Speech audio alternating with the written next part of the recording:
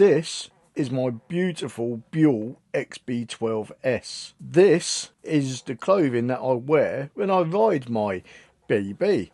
So I've had a few people comment and send me messages or via email asking what clothing I wear, or a couple of silly comments of, why are you wearing Crocs on your Buell? I wasn't wearing Crocs. I was wearing Crocs, but it's for a shorts video. I don't wear Crocs when I'm out riding my bike. When I was very young, obviously I used to be one of these ones that would be out shorts and t-shirt on my moped and my little 100cc. My stepfather used to badger me to wear jeans and a good thick coat at least. But I was a typical teen and I always rebelled at wearing stuff like that. I think with age, I have become a bit more aware. When I got a Bandit, back in the first Bandit, back in 2004 I think it was, and then when I bought my other Buell very briefly, I wore trousers, a pair of work boots and a padded jacket and a good crash helmet. And now I wear a Kevlar jacket, Kevlar jeans, and some good quality gloves and a good quality helmet and a good quality pair of motorcycle boots. I would like to get a jacket, a leather jacket, but I can't afford one at the moment, but I will work towards it. I don't want to wear full piece leathers because I would look like a dwarfed Power Ranger. And that's just not me. And I'm not really into full leathers, but a nice leather jacket would be lovely. So let's shut up jabbering. We're going to work our way up from the footing up to the noggin. And I'm going to tell you the stuff that I wear. So for my boots, I wear a pair of Sidi Denver boots. I got tags on the back, though I did break that one putting it on. These are, as far as I'm aware, they are sort of double lined, triple stitched and nicely padded. Do have a couple of bits there for the gear levers where you're going to get a bit more wear and tear. But these are great boots. Bit tight to get on, but I suppose you've got to think of safety. Again, I would like to maybe get a pair of those sort of Kevlar trainer type boots, but again, that's something that can wait for now. I've still got a pair of riding boots. I did wear my Magnums until Lydia bought these for me on Valentine's Day last year. So thank you very much, Lydia. Next thing is a pair of Kevlar jeans. So these are Kevlar on the inside. I don't know what the rating is on them. There probably isn't a rating because they were fairly cheap ones. But I think these are made by Crane. So these were about 70 or 80 quid from eBay, I think. They do the job. Quite comfy. They do have pockets in the side here for hip pads. I don't have none yet. Again, I'd like to get some, maybe at a later date. But they do have padding around the knees, and they've got a bit of Kevlar around the knee area as well. They are a bit long, so I have to roll them up because I am vertically challenged. I'm only 5'4" and about 5'4" wide. But yes, they are the riding jeans that I wear. Oh, I just noticed a bit of wear on the back there where my arsehole sits on the seat. Cracking pair of jeans. I do have a pair of backups, the black ones, but I'm not keen on. Back in the day, I probably would have loved these, but again, black ones, same thing. Padding in the knees, padding for the hips. Kevlar around the knee area and around the most important areas, made by Crane. But these are very long on me for some reason. These are the same length as those, but they feel longer on these. So these ones will be my backup jeans should I ever do a tour or something. But yes, they are the trouser area. So as said, I used to be one of the ones that would wear sort of a t-shirt and shorts.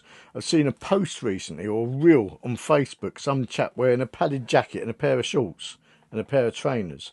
He was saying he was only doing 30 miles an hour, but still, if you're going to come off at 30 miles an hour with a pair of shorts, it's going to So at least wear a pair of jeans.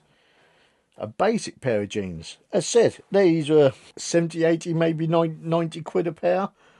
A good pair of jeans costs that. Go and spend the same amount of money on a lesser quality, on a lesser known brand, and get yourself some Kevlar, man. Chuffing hell. Be sensible about it. Because it's not good when you fall off and you hurt yourself. I remember falling off once. I had a pair of shell suit trousers on. Skin graft on my knee to prove it. That's hurt. So, for my hands, Lydia bought me these when I first bought my Bandit. These are a pair of winterized RST gloves. Cracking pair of gloves. But I think a bit thick for these warmer spring, summer months.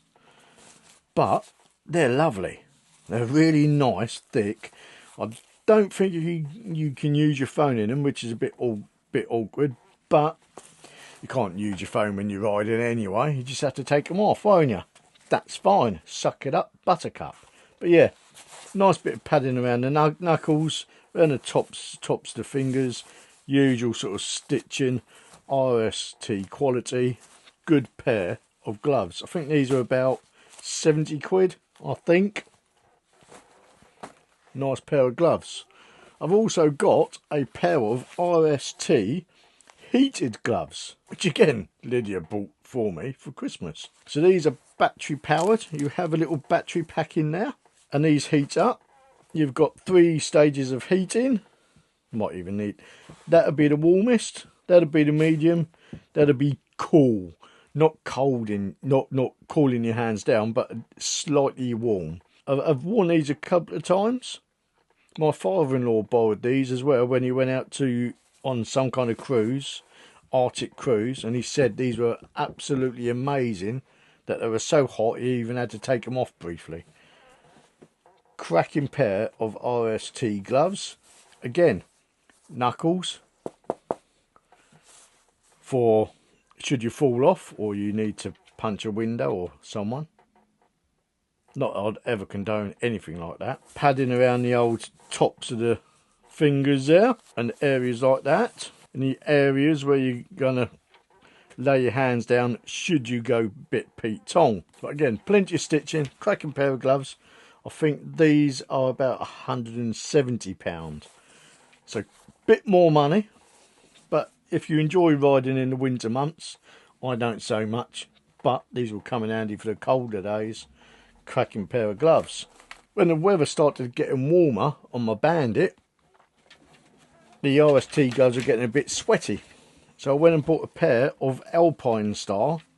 I think they're called street gloves or something. Really cheap. Surprisingly cheap. £40 to £45 for the pair, I think. From my local motorcycle shop, Alexander Motorcycles. Hello fellas, so you probably never watch these videos. Plenty of padding in the knuckles where you really need it. Bit of padding again around those knuckles, tops of the fingers. Plenty of stitching.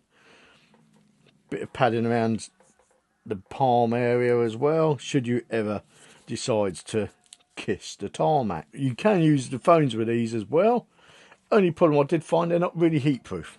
I saw some dirt on my exhaust once, tried to wipe it off. Like a dick, I melted through a couple of fingers. But lovely little pair of gloves, those. 40 to 45 quid. You can probably get on eBay or Amazon, probably even cheaper. I'm all for supporting my local motorcycle shops, especially the smaller ones. I might even try and do a tour of the local ones around here, but I'll probably have to try and have a word with the owners first to see if I'm allowed to do some videoing in there. My next pair of gloves, I like my gloves. Pair of leather ones. I can't remember the brand of them. So these come from Amazon. Really lovely pair of leather gloves. And these feel absolutely beautiful. They are genuine leather as well. I'm not quite sure how they'd stand up to a crash or a fall, but there's plenty of double sort of stitching around it.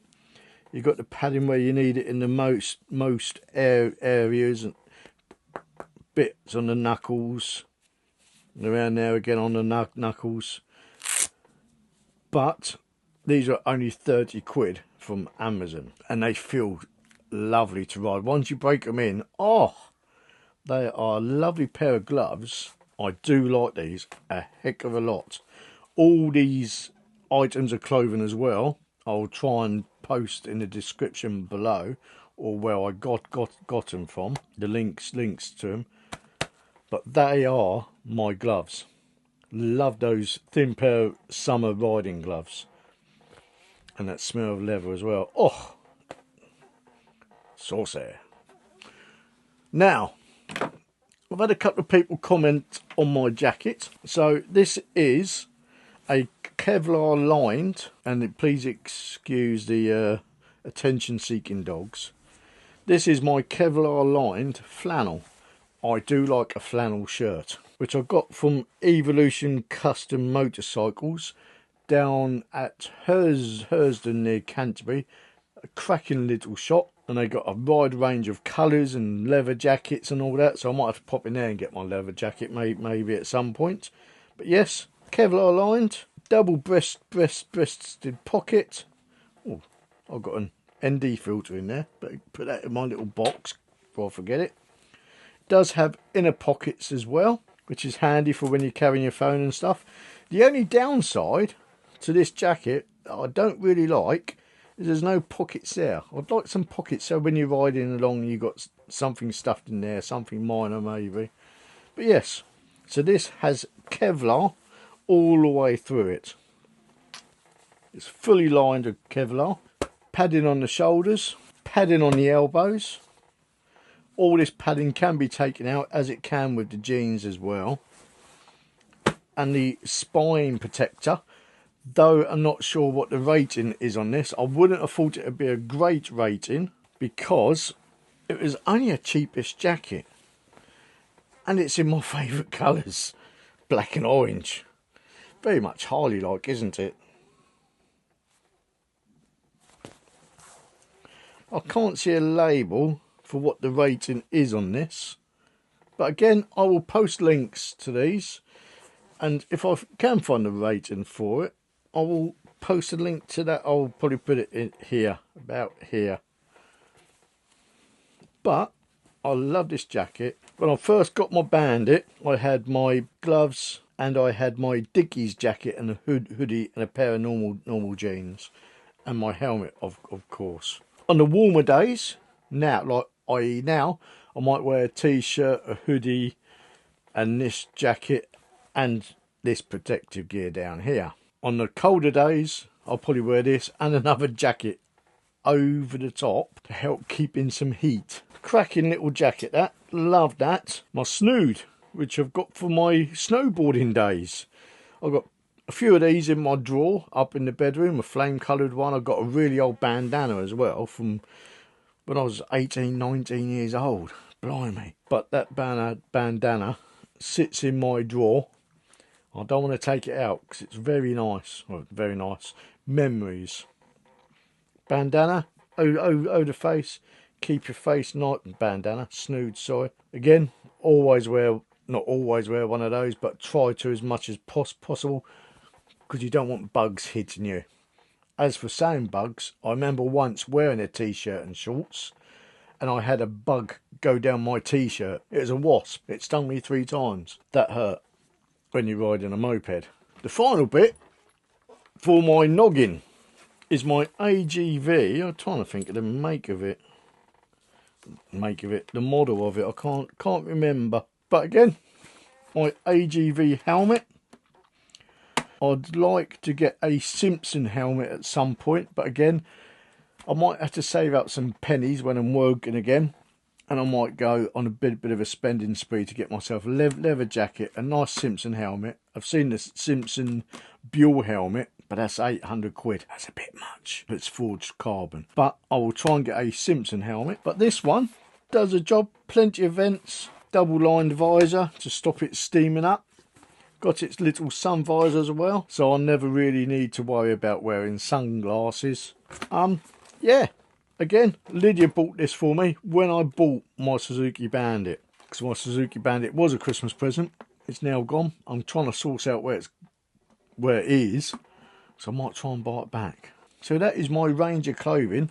The things, like I said, I'd like to buy. Carbon Simpson helmet, or even just a Simpson helmet would be nice.